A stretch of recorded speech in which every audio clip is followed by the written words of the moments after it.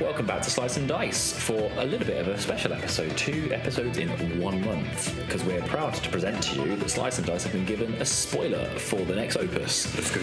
So we're going to do, this is only going to be a short 5-y 10-minute of me, Phil, and we've got Sam with us. Sam too. And we're going to just go through our spoiler. It's going to come up on the screen if you're on YouTube shortly, or it's probably already there. And if you're not on YouTube and you're listening on the podcast, we're going to read the text in full now. It will also be on our socials, so mainly Facebook. So if you want to pause the podcast, bring up the picture from the Facebook, and then read along with us and think about it, feel free. But without further ado, Sam, do you want to tell us what we've got? Yeah, we've been very lucky to be given a rare this time round. It's a water summon, 1 CP Leviathan. It's category FFL. Choose 1 card in your damage zone, add it to your hand, and draw 1 card. Then put 1 card from your hand into the damage zone. Brackets, its X burst will not trigger, of course. So what we've got is a better value Larsa without a field effect. It's Opus 14 Larsa, which I didn't know before this card. Yes, and it's a very unique effect, only seen before on said Larsa. I really like this card, it appeals to me a lot. I love 4CP Axstar. I love EX burst decks. I love cantrippy Una decks. So this fits into all those things. Really great. It's not an EX itself, which makes me sad. Yeah. It would be busted and would maybe need some more caveats if it did have EX burst. Yeah. So it'd be kind of looping itself a little bit. But I love the card. Don't think it will crack the meta unless there's other support in the EX cantrip kind of range. But, I can see it in some weird Siren decks and summon decks. The art's great.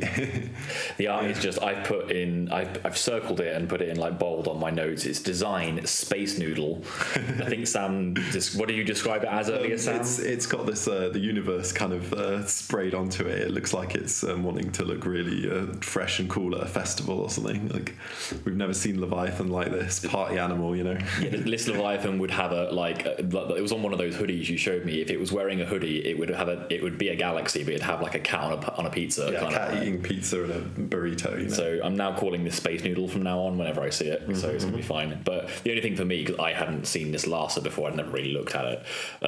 But this Leviathan to me was like, oh, now my damage zone is my hand. Fun. That's kind of basically all it is. But yeah, the errata I think it would be, if it was to have an EX, would be like you cannot choose card name Leviathan, or you cannot choose Leviathan referring to itself. Basically, if it was an EX, and then like you say, I think it would be a lot better. But yeah, I think people will try and shove it in purely for my damage is now my hand meme. Yeah, I think like I would on my 5-drop Una deck, that's my pet deck that I feel like is tier 2 or 3 deck. I would definitely try this out in there.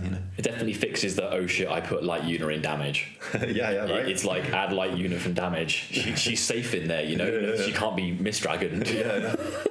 Crazy. Safer in the damage zone. Mad, but yeah.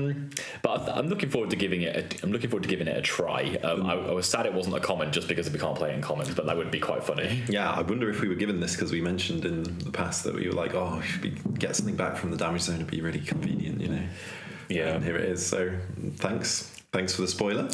Yeah, looks really great. Yeah, I was very much excited to start with. Like, I was like, oh my god, I've never seen this before. I think I actually told, when I was speaking to You and John about it, I've never seen this before, and it's only come up in the last 24 hours of Larsa exists. So, but thanks very much, Square Enix. Thanks, Alec, for letting us have a spoiler, having a promo. So cheers, Alec. For Opus 23. Hopefully we'll get one for Opus 24 as well. Yeah. Who knows? Hidden trials. Yeah, they're all hidden, these ones, aren't they? Which is going to be fun. This is what we were saying earlier. Sorry, before we finish, is in every opus there's always a theme to the summons. So I think it's 19 or 20. There's the 3-drop if free that says if you've played a fire forward this turn, it's basically free. It reduces its cost by 3. I wonder whether the other summons will be damage themed. Yes, I don't think they'll be damage themed, because I think this is a thing that's been attributed to water before. Right. So what I think it will be is a small color relevant, element relevant summon. Okay. So probably a round of rares, like a rare for every element. Yeah. Which is good. That will be good for the draft environment too. But we'll see. I could be wrong. But 1 CP summon as well. Like if everything gets like a 1 CP-ish summon, that's going to be quite nice because like Fire's already got its 1 CP. But I'm excited to see, like you say, what we're going to get. So at least if this Leviathan's not meta breaking, it's going to give us a hint as to what sort of summons we're going to get in the other elements as well, which is always fun for the format. I don't think this one will be a full art. I don't think we'll get a full art of this one because it's like you see some like the Shiva from the previous sets where you're like, she's going to be a full art. We're not going to get full art Space Noodle. No, it's tie-dye. It's like the tie-dye shirt you make in school when they teach you in art. Like, it's tie-dye Leviathan. My God. Anyway, thanks for listening to our spoiler. Let us know what you think on socials. And until the next time, catch you later. Cheers.